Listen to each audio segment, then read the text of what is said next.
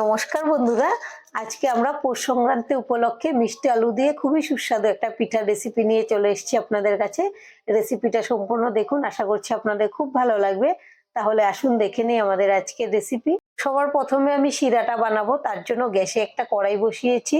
আর এখানে নিয়েছি চিনি আর আখের গুড় আর 4টা এলাচ থেতো করে নিয়েছি। এবার দিয়ে দেব কড়াইতে। আপনারা চাইলে শুধু গুড় দিয়েও করতে পারেন বা খেজুর গুড় দিয়ে যদি করেন তাহলে এখানে এলাচ দেওয়ার দরকার নেই, খুব সুন্দর একটা সেন্ট থাকে খেজুর গুড়ের। এবার আমি চিনি আর গুড় মিলে এই বাটি দিয়ে 1 বাটি নিয়েছিলাম, তাই এই বাটি মেপে আমি জলটা দেব।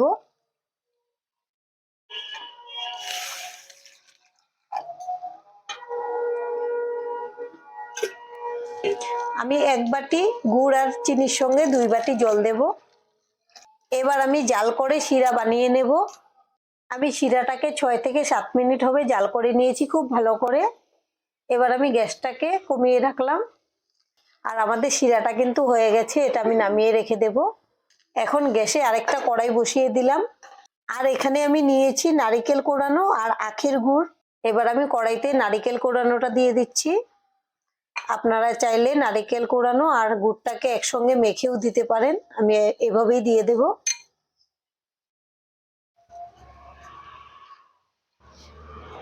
গুড়টা গলার পরে কিন্তু নারকেলের সঙ্গে খুব সুন্দর করে মিশে যাবে। এভাবে আমি নেড়েচেড়ে পুরটাকে বানিয়ে নেব। দেখুন বন্ধুরা, এবার কিন্তু গুড়টা গলে গেছে, কিন্তু এখনো একটা আঠালো ভাব আসেনি। এভাবে ভাজতে ভাজতে যখন দেখবো কড়াই থেকে এমনিতে উঠে আসছে আর আঠালো ভাব চলে আসছে আর সুন্দর একটা সেন্টও বের হবে, তখনই আমি এই পুরটাকে নামিয়ে নেব। আর একটু টাইম লাগবে, এভাবেই নেড়েচেড়ে ভেজে নেব। আর গ্যাসের ফ্লেমটা লোতে রেখেই ভেজে নিতে হবে। দেখুন পুরটা ভাজতে ভাজতে একটা আঠালো ভাব চলে আসছে আর কড়াই থেকে উঠে আসছে, এই দেখুন খুন্তির গায়ে লেগে যাচ্ছে আর সুন্দর একটা সেন্টও বেরিয়েছে। ঠিক এই সময় আমি গ্যাসটা অফ করে দেব আর এই পুরটাকে ঠান্ডা করে নেব। এখন এখানে নিয়েছি আমি মিষ্টি আলু, আর এই মিষ্টি আলুগুলোকে আমি ভালো করে ধুয়ে সিদ্ধ করে নিয়েছি। এখন খোসাগুলোকে ছাড়িয়ে নেব। বন্ধুরা, আমি আলুর খোসাগুলোকে ভালো করে ছাড়িয়ে নিয়েছি। এখন আমি আলুগুলোকে ভেঙে নেব।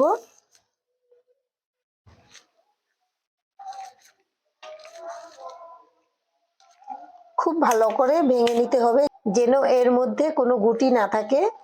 আপনারা চাইলে কিন্তু হাত দিয়েও ভেঙে নিতে পারেন। আমি ভালো করে ভেঙে নিয়েছি। এখন আমি হাত দিয়ে দেখে নেব গুটি আছে কিনা। আর এই পিঠাটা বানানোর সময় আলুগুলোকে কিন্তু খুব ভালো করে সেদ্ধ করে নিতে হবে। যদি শক্ত থাকে তাহলে কিন্তু পিঠাটা বানাতে সুবিধে হবে না, ভালো হবে না। এই যে দেখুন একদম স্মুথ হয়ে গেছে। আর এখানে নিয়েছি সামান্য লবণ, পিঠাতে লবণটা দিলে ভালো একটা টেস্ট আসে, দিয়ে দিলাম।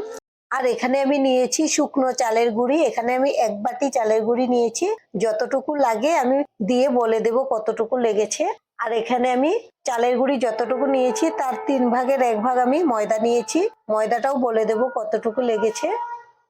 আমি প্রথমে অল্প দেব।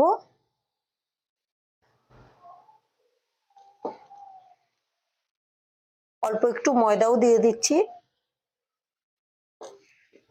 এটা অল্প অল্প করে দিয়েই মেখে নিতে হবে, একবারে বেশি দেওয়া যাবে না। এখন আবারও আমি একটু চালের গুঁড়ি দেব আর দিয়ে দেব ময়দা। দেখুন আমি খুব ভালো করে মেখে নিয়েছি আর একদম সফট হয়ে গেছে মাখার পরে। আর যতটুকু চালের গুঁড়ি নিয়েছিলাম আর ময়দা নিয়েছিলাম সবটুকুই মাখতে মাখতে লেগে গেছে। এবার আমি এর থেকে লেচি করে নেব। আমি প্রথমে লেচিটা করে নেব। এই যে আমরা রুটি যেরকম করে সাইজের করে নিই ঠিক এরকম করে নিলেই হবে। আমি একটা রেখে দিলাম, আবারও একটা নিয়ে নেব। আর সাইজটা আপনারা ইচ্ছে করলে ছোট বড় করে নিতে পারেন, কিন্তু আমি এরকম সাইজেরই করব। ময়দাটা দেওয়ার জন্য পিঠাটা ফাটবে না, ভাজতে গেলেও খুব সুন্দর হবে, তাই ময়দাটা দেওয়া। আর চাইলে আপনারা ময়দাটা না দিলেও হবে। দেখুন আমি প্রত্যেকটা লেচি এভাবেই করে নিচ্ছি। এবার আমি লেচিগুলোকে একটু গোল গোল করে নিচ্ছি। লেচিটা আমাদের রেডি হয়ে গেল। আর যখন নারকেলের পুরটা ঠান্ডা হয়ে গেছে তখন আমি ঠিক এরকম করে আমি খিসাটা বানিয়ে নিয়েছি।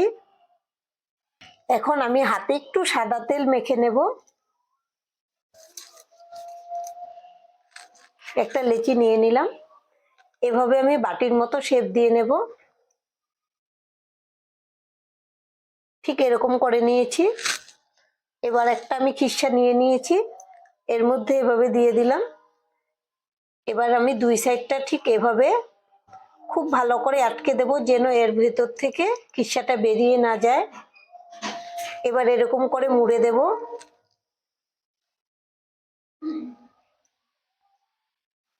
এখন আমি সোজা করে নেব। আপনারা চাইলে কিন্তু পুলি পিঠার শেপও দিতে পারেন, একটু বাঁকা করে। আমি লম্বা শেপ দেব। এরকম করে নিয়েছি। এবার আমি হাত দিয়ে সুন্দর করে শেপটা দিয়ে নেব। প্রথমে আমি মাঝ বরাবর একটু শেপ দিয়ে নিলাম, এবার সাইডগুলো করব।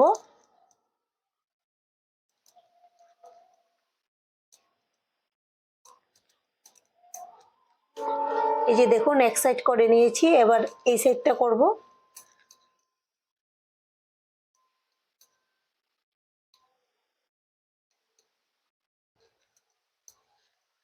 এই যে দেখুন বন্ধুরা, আমাদের একটা পিঠা শেপ দেওয়া হয়ে গেছে। আর এইভাবে আমি সবগুলো করে নেব। আমি সবগুলো পিঠা শেপ দিয়ে নিয়েছি। আর এদিকে গ্যাসে একটা প্যান বসিয়ে দিয়েছি সাদা তেল। প্রথমে তেলটাকে খুব ভালো করে গরম করে নিয়েছি। এখন আমি গ্যাসের ফ্লেমটা লোতে রেখে দেব। এবার আমি একটা একটা করে পিঠাগুলো তেলের মধ্যে ছেড়ে দেব।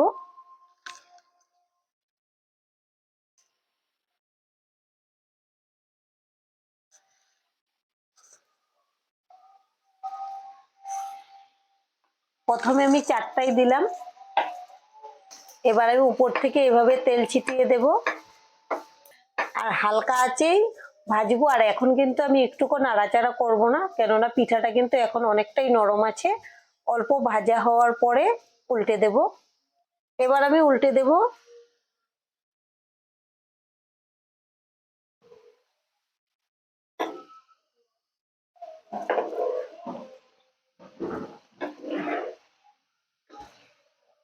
এইভাবেই আমি উল্টে পাল্টে ভেজে নেব।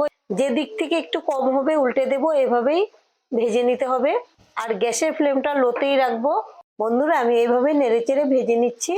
আর নাড়ানোটা বন্ধ করা যাবে না, এভাবে উল্টে পাল্টে ভেজে নিতে হবে, যেন সব দিক থেকে ভাজাটা সমানভাবে হয়। ঘুরিয়ে ঘুরিয়ে ভেজে নিচ্ছি। আর আমাদের কালার কিন্তু অনেকটাই চলে এসছে, আরো কিছুটা কালার আসবে। দেখুন, এবার কিন্তু খুব সুন্দর একটা কালার চলে এসছে। আর ঠিক এরকম করেই ভেজে নিতে হবে, এরকম কালারটা আসা পর্যন্ত। আর গ্যাসের ফ্লেমটা কিন্তু লোতে রেখেই ভেজে নিতে হবে, কেননা পিঠাটা বড় করে বানিয়েছি। যদি গ্যাসের ফ্লেমটা হাইতে রেখে দেন তাহলে উপরটা ভাজা হয়ে যাবে, ভেতরটা কিন্তু সেদ্ধ হবে না। আর এই পিঠাগুলোকে এবার আমি নামিয়ে নেব। আর বন্ধুরা, আমাদের আজকের এই পিঠার রেসিপিটা দেখে যদি আপনাদের ভালো লাগে, প্লিজ একটা লাইক দিয়ে দেবেন। আপনাদের একটা লাইক আমাদেরকে অনেক উৎসাহ দেয় নতুন নতুন ভিডিও বানাতে। আর আমাদের পাশে থেকে আমাদের চ্যানেলটিকে সাবস্ক্রাইব করে নেওয়ার জন্য অনুরোধ রইল। আর এভাবেই আমি সবগুলো ভেজে নেব। বন্ধুরা, আমাদের এই পিঠাগুলো ভাজা হয়ে গেছে। আর গ্যাসটাকে আমি অফ করে দিয়েছি। এখন আমি পিঠাগুলোকে তুলে নেব। পৌষ সংক্রান্তিতে এই পিঠাটা বানিয়ে খাবেন, খুবই সুস্বাদু হয় এই পিঠা।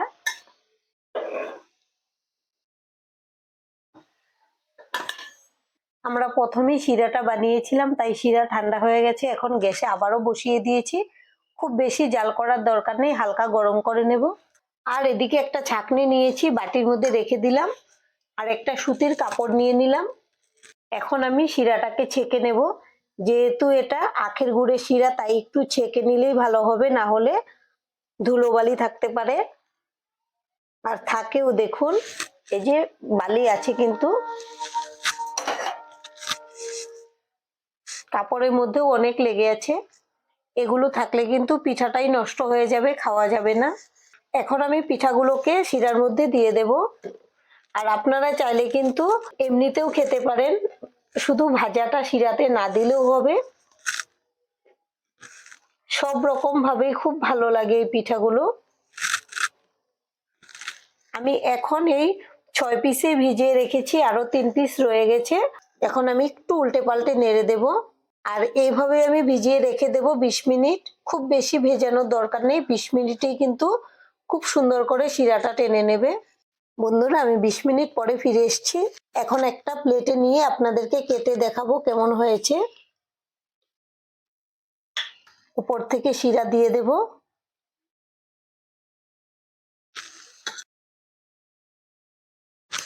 দেখুন বন্ধুরা, আমি 20 মিনিট রাখার পরেই ভেতরে কিন্তু খুব সুন্দর করে শিরাটা ঢুকে গেছে।